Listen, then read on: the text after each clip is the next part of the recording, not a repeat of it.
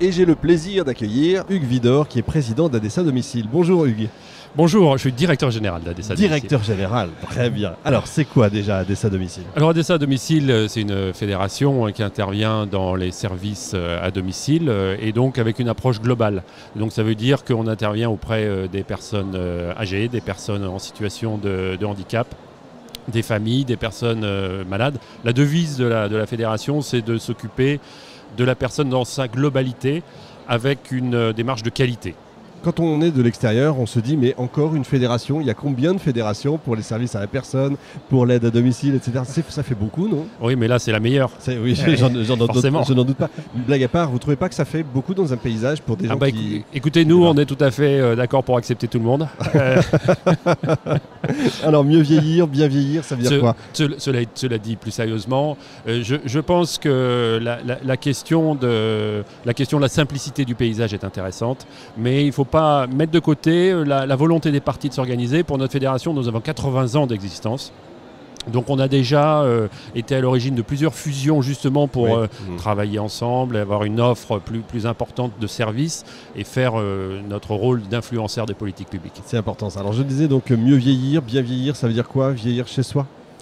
Mais écoutez, pour nous qui nous présentons comme étant la fédération du domicile, c'est vieillir chez soi. Pourquoi? Parce qu'aujourd'hui, la demande des Français, qui est renouvelée d'études en enquête, en sondage, c'est 95% des Français, des citoyens qui souhaitent rester à domicile, qui souhaitent être soutenus à domicile, qui souhaitent être accompagnés à domicile. Donc, il faut qu'on le fasse de façon qualitative. Et ça, c'est nouveau, c'est la fameuse génération des baby-boomers?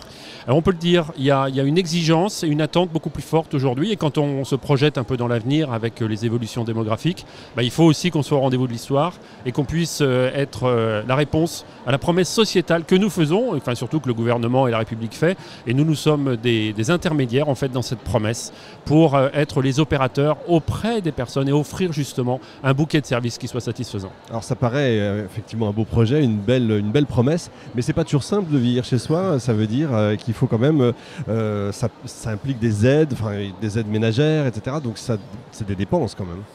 Alors oui, on peut le voir comme ça, on peut le voir aussi comme un investissement, on peut le voir aussi comme une reconnaissance. Nous, on considère que rester à domicile, c'est important pour les personnes qui le choisissent, mais pour ça, il ne faut pas que ça soit fait et réalisé à minima. Aujourd'hui, on considère qu'on n'est pas au niveau. On considère que l'APA, l'allocation personnalisée d'autonomie, vous savez, qui est dédiée aux personnes en situation de fragilité. Alors ça ne concerne pas tout le monde, ça concerne 8% des plus de 80 ans. Donc il y a beaucoup de personnes âgées qui ne sont pas en situation de dépendance. Nous, la priorité de notre fédération, c'est de s'intéresser aux personnes les plus fragiles de notre société. Et nous, ce que nous disons, c'est que en plus de l'APA, vous savez, qui est l'allocation personnalisée d'autonomie qui permet de financer justement des interventions à domicile. On ne parle pas, attention, de subventions, on parle bien de prestations établies par la collectivité, par la solidarité nationale. Nous disons qu'il faut aller encore plus loin. Ça veut dire que la France a décidé de... Vous parliez de la République, la France a décidé d'y aller vraiment? C'est une volonté forte politique? C'est une volonté et c'est surtout une attente. L'attente, elle est du côté de nos concitoyens. Vous l'avez dit tout à l'heure, la génération du papy-boom, elle est en exigence, elle est en attente. On voit le développement démographique, les personnes qui arrivent en situation de retraite et demain, pour certaines d'entre elles, en situation de perte d'autonomie, ont besoin d'être accompagnées pour rester à domicile. Mais pas de façon minimale. C'est-à-dire c'est pas juste pour se lever, se nourrir, se coucher ou aménager le logement. Non, c'est pouvoir justement être en mobilité. Nous, dans le New Deal, on propose un New Deal et dans le New Deal que nous proposons, on propose de financer justement toutes les semaines un déplacement pour chaque personne. Pourquoi? Parce que le gros problème pour les personnes âgées qui sont en situation de perte d'autonomie, c'est la question de l'isolement social. C'est comment est-ce qu'on arrive à résoudre cette équation qui est de dire je suis en dépendance, mais je veux garder du lien. Et pour garder ce lien social, ce lien familial, ce lien sociétal, eh bien, il faut que derrière, il y ait des organisations, des services d'aide à domicile qui sont pour nous les pivots de la réponse sur les territoires. c'est pas les autres, c'est les services d'aide à domicile. Pourquoi? Parce qu'il y a la culture de l'identité, il y a la culture justement du domicile. C'est notre objectif. Mais quand on voit des signaux qui viennent du gouvernement, comme par exemple la tentative, ils ont proposé d'exonérer, d'arrêter les exonérations sur les charges sociales pour les plus de 70 ans. C'est pas des signaux très forts, ça, pourtant. Alors, il y a différentes lectures. On s'est exprimé d'ailleurs à ce sujet auprès du gouvernement. On considère que c'est une fausse note, oui. Mais on ne va pas tenir rigueur plus longtemps. On considère que l'important, c'est justement ce qui se prépare. Madame Buzyn, Madame El Khomri, le Premier ministre s'est engagé en disant que la loi dépendance, nous on aurait préféré parler de perte d'autonomie, mais bon, ne jouons pas sur les mots à ce stade. Ce qui est important, c'est que cette loi soit une grande loi. Le Premier ministre l'a indiqué, c'était un marqueur social et ça doit être un marqueur social du gouvernement. Qu'est-ce qu'on a eu depuis? On a eu le rapport Libault, 250 propositions, mettant quoi en exergue? Le rôle du domicile.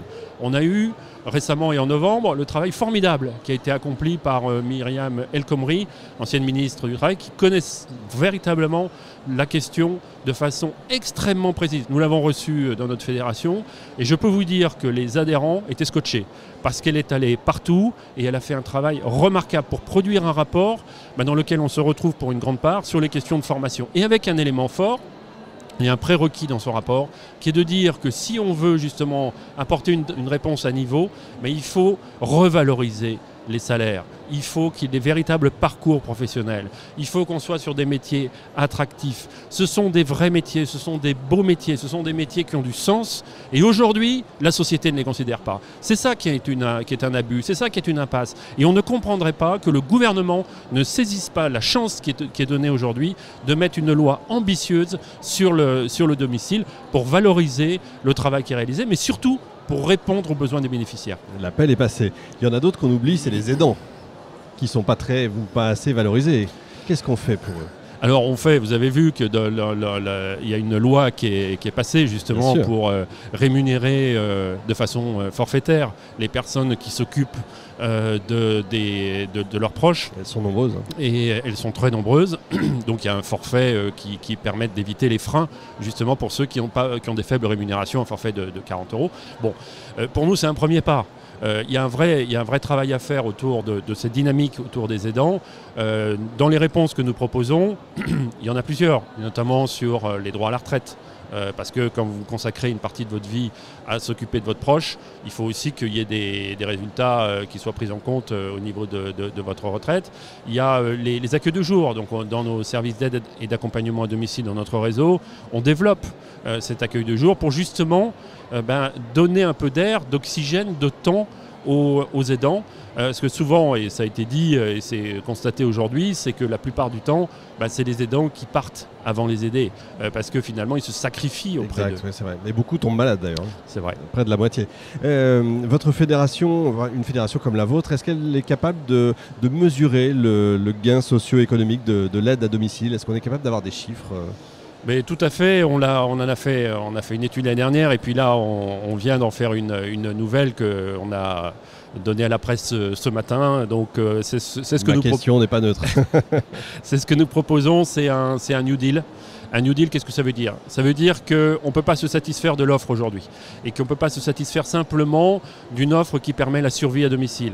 Et donc, on veut aller vers une offre qui soit sur le bien vivre. Eh bien, si on est sur l'offre qui est pour le bien vivre, et on l'a chiffré, ça veut dire qu'il faut qu'on puisse avoir quelqu'un qui s'occupe de la coordination, on parle de care manager, qui puisse faire la coordination avec l'ensemble des services, pas simplement que le soin, mais l'ensemble des services, qui travaille aussi sur l'apprentissage du numérique. Ici, on est dans le salon des services à la personne et de la Silver Economy.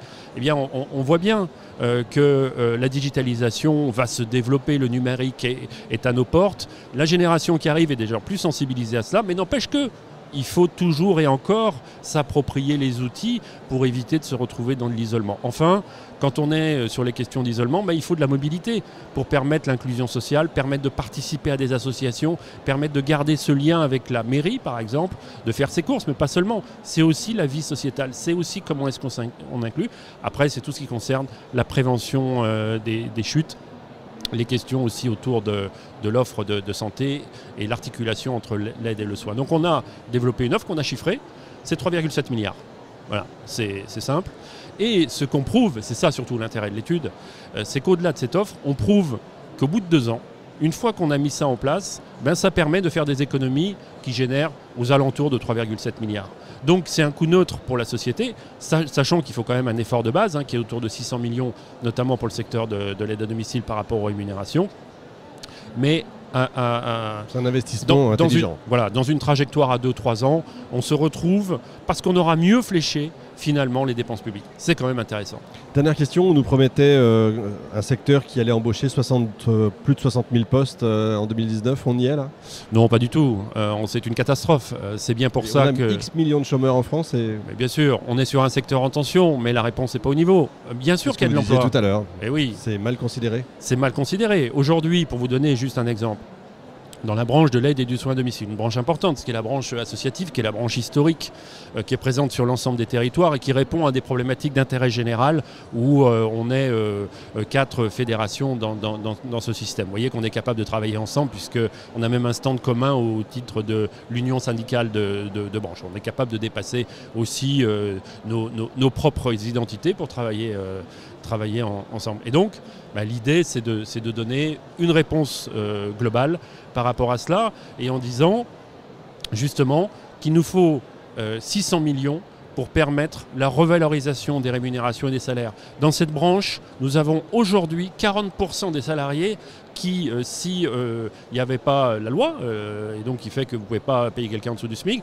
ils seraient tous à 40% en dessous du SMIC. Ce qui fait qu'aujourd'hui, pour être au niveau du SMIC dans notre propre branche, il faut 7 ans. Vous vous rendez compte? Oui, comment vous faites pour l'attractivité des métiers? C'est pas possible. Et vous pensez que les entreprises paieraient mieux si elles pouvaient?